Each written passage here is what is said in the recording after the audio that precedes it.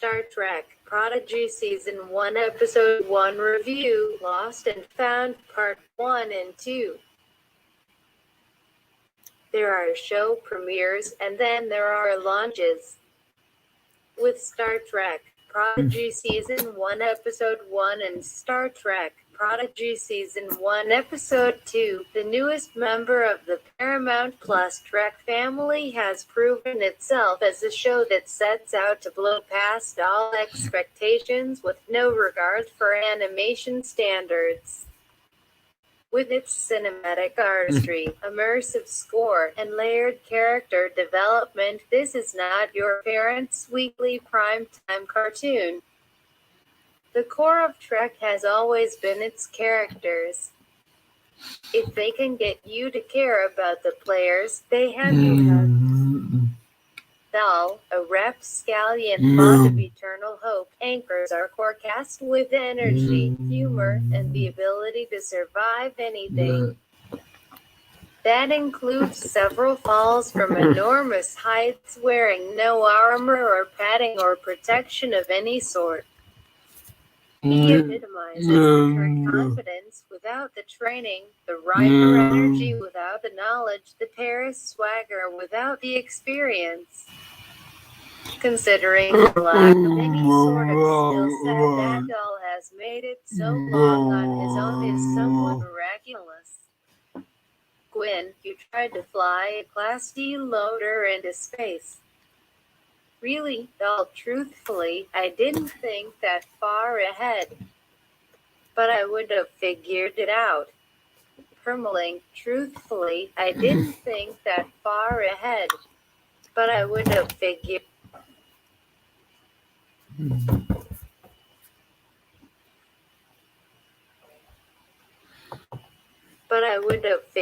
it out.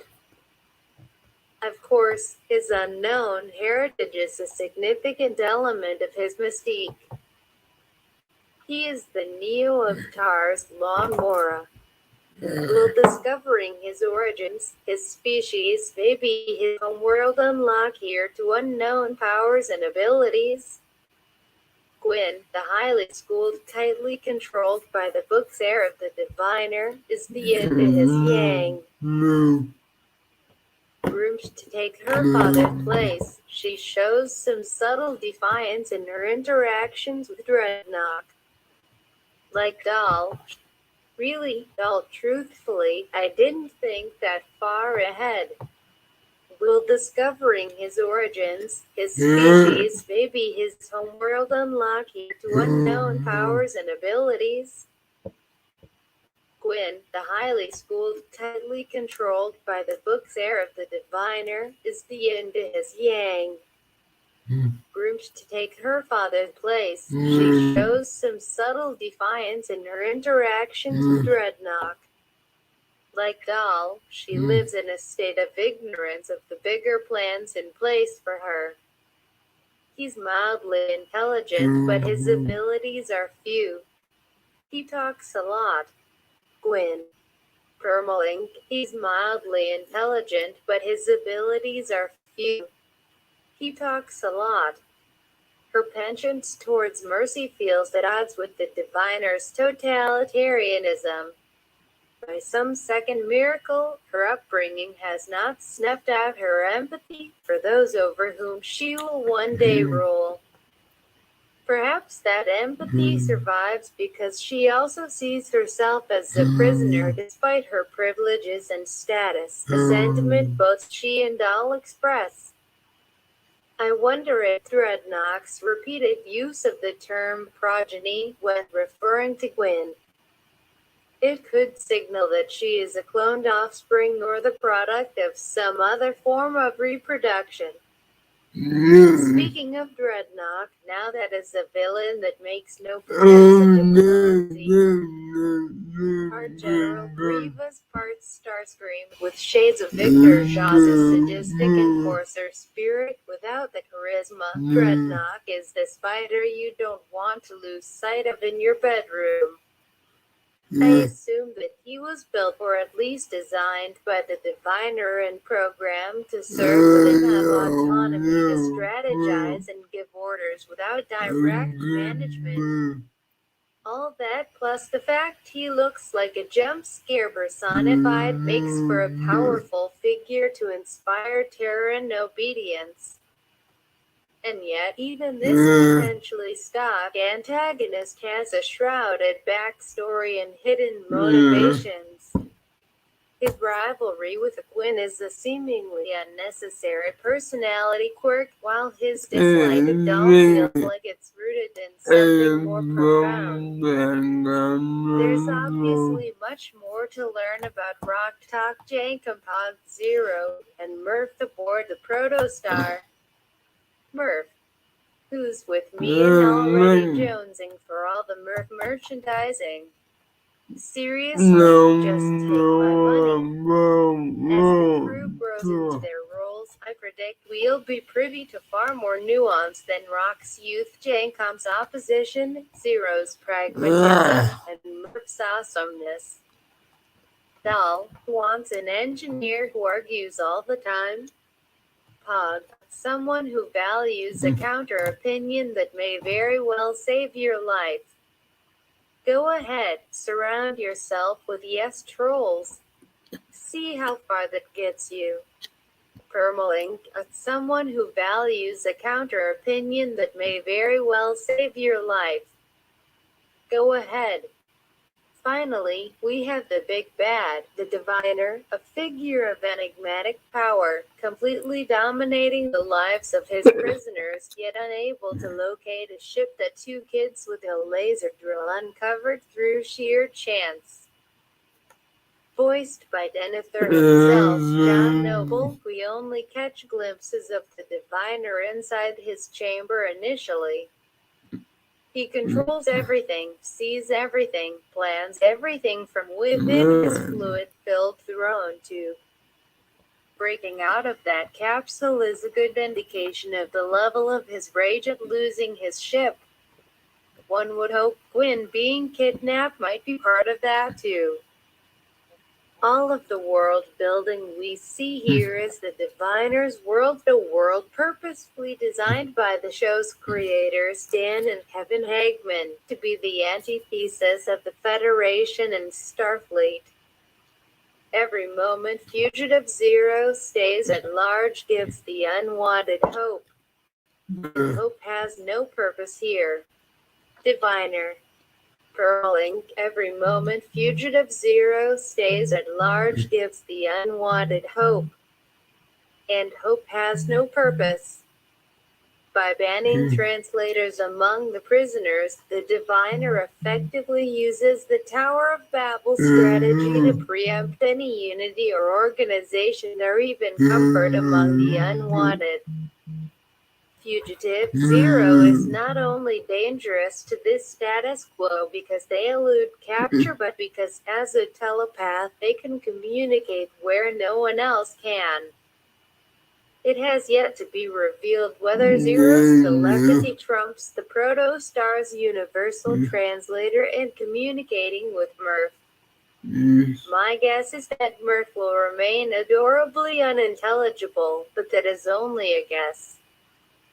Of course, as long as Murph continues to be able to activate the weapons array with his butt slime, who's really going to complain? Zero's fixation on Dal among all the minds on Tar's Lawnmower hints at Dal's hero potential. Zero, we're all trapped here, just the same. Dal, not me, I'm getting out of here. Zero, everyone wants to escape, but you're special. You're the only one who still thinks he can. Dal, who are you? Zero, just someone curious, who needs a little help. Permalink, just someone curious, who needs a little help. While Dal brings his aforementioned resilience to the table, as well as his almost unreasonable optimism and uncharted chutzpah, he doesn't instill a lot of confidence in his crew. Dal, I'm not an engineer. That's your job, Rocktalk. What is your job? Dal, I thought I was captain. Permalink, I thought I was captain. It's bound to be interesting to see him grow into that captain's chair with hologram Janeway's guidance. How amazing was it to hear Kate Mulgrew reprise Janeway in the final moments of this first adventure. And of course the reaction of the crew, individuals with absolutely no idea about Starfleet or the Federation, was precisely as you'd expect when confronted with a talking hologram. Their complete unpreparedness for Janeway's appearance might be a meta-echo of how awestruck audiences might be by this first embarkation of the Protostar and Star Trek, Prodigy. Be honest, were any of you ready for how sweeping the landscapes were? How rich the details in the mines or on the planet's surface? Did you expect characters with such depth or humor or subtlety? Could anyone have predicted the level of intrigue seated in a single hour? So many questions. Beyond seeing how the crew learns and gels with each other, I want to know about their origins, how they ended up on Tars Lamora. Were they orphans or criminals, or both? How will the Diviner and Dreadnought pursue them? Will they commandeer the Cation ship? Will the Cation child left behind play a role in future developments? Do the replicators still work on the protostar? How long before Jankum tries to fix them? What questions are bursting in your brain? Who do you want to know more about? Hit our comments with your thoughts and predictions. Welcome to the family, Prodigy. May you live long and prosper. Lost and Found Part 1 Review. Editor rating 5.0, 5.0. 1, 2, 3, 4, 5. User rating 0.05.